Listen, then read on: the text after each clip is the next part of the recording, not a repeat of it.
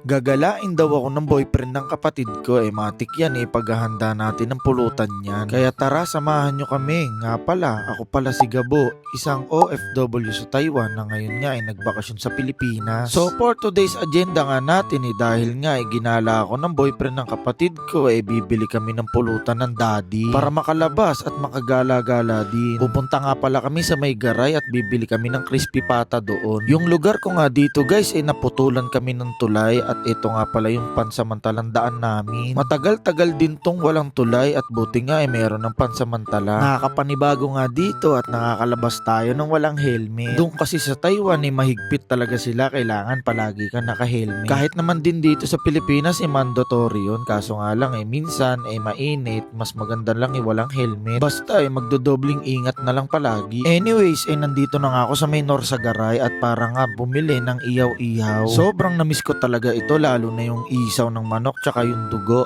Sobrang solid talaga. Ito, kain po tayo. Craving satisfied na naman si Gabo.